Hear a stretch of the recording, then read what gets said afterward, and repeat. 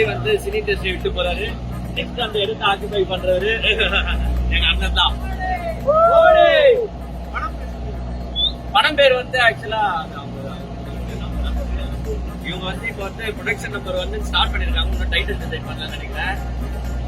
எங்க அண்ணன் வந்து கதாநாயகனா நடிக்க போற படம்.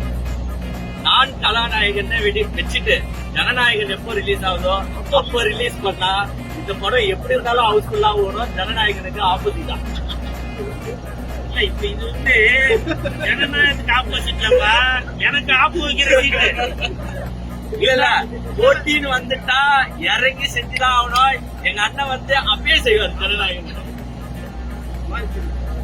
அதெல்லாம் செய்யறதெல்லாம் இல்லப்பா, என்ன செஞ்சுட்டு போயிடுவாங்க. எப்பவுமே என் நெஞ்சில் குடியிருக்கும்